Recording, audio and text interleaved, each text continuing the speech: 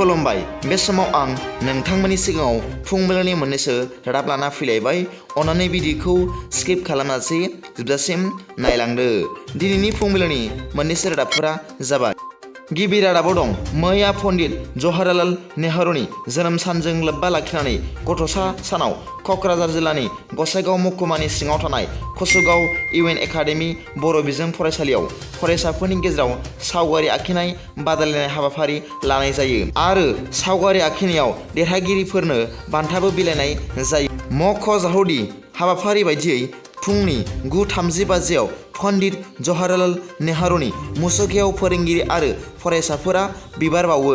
बिनि उनाव कसुगाव इउएन academy principal मानगोनां सुशान्त नार्जारिया फरायसाफोरनि सिगाङाव बिबुंथि लाखियो आरो गथ'सा सान फालिनायनि सोमोन्दै बुंफोरनानै होयो आरो माखासे गोनां बोसोनबो होयो।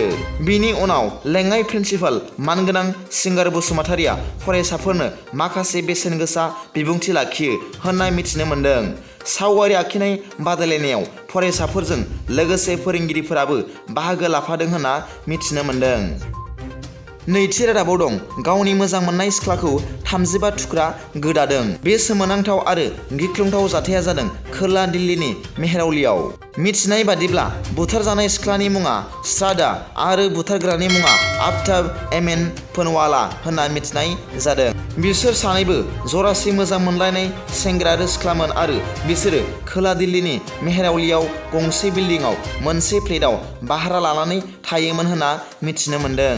उनाव मोनसे सानैजों नांज्लायनाय जाथाया 18 मे खालि श्राद्धाखौ आफ्ताब एमएन पनवालाया गोदोना सेथेना बुथारदोंमोन आरो 35 थुख्रा बेदर गोदानानै गंसे गोदान रेफ्रिजारेटर बायनानै फ्रिजआव दोनदोंमोन आरो 18 सान बे मानसि बेदरखौनो दिल्लीनि दाब दाब जायगायाव गारखोमादोंमोन होनना मिथिनो मोन्दों। बुथारगिरि आफ्ताब एमएन पनवालाखौ मैया पुलिसआ हमनो हाबाय होनना मिथिनो मोन्दों। थामथि रादाबाव दं दिनै मंगलबाराव 6था जनगोष्ठी जुटा मान्चनि आसाम बन्द होनना मिथिनो मोन्दों। बिथांमोनहा एसटिनि थाखो मोननो थाखाय बे बन्दखौ फोसावदों होनना मिथिनो मोन्दों। बे 6था जनगोष्ठीफोरा जाबाय आदिबासी, चुटिया, कच राजबंशी, माथाक, मारान आरो थाई आहम होनना मिथिनो मोन्दों। ब्रैथि रादाबाव दं मैया समबारखालि आर्मि आरो सिनाय मोनै उदखारि हानजाजों गावलायनाय जादों होनना मिथिनो मोन्दों। मिथिनो मोननाय बादिब्ला बे जाथाया जादों मैया समबार फुंनि 9:20 बाजियाव आसामनि तिनसुकिया जिल्लानि मोनसे हानजायाव। बे गावलायनाय जाथायाव रावबो जिउ खहा जायाखै होनना मिथिनो मोन्दों।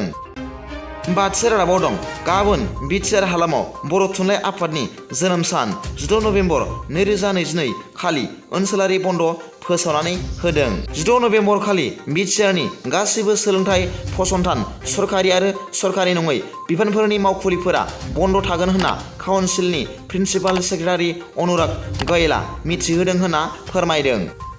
6थि रादाबाव दं मैया समबारखालि गवालपारा जिल्लानि दुब्लि खाथिनि दुधनैयाव गारिनि जाब्रबथायाव सासे आइजोआ जायगायावनो जिउ गोमानाङो आरो 7 सुबुङा जखम जायो। मिथिनो मोननाय बादिब्ला खबब्रै साखा गोनां गारिजों इलेक्ट्रिक इ-रिक्साजों दाब्लि खाथिनि दुधनैनि थांबाय थानाय लामायाव सौग्रावलायनाय जायो।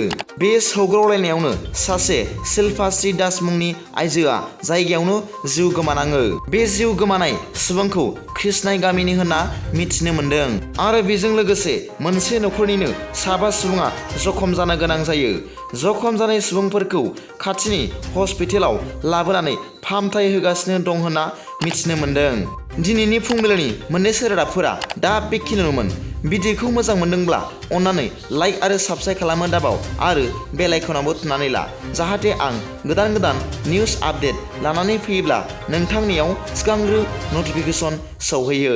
गाबोननि फुंबिलिनि रादाबाव नोंथांमोनखौ आंनि चेनेलाव गोसो गोथारै बरायहरनाय जाबाय। गोजोन्थों। एसेनोसै।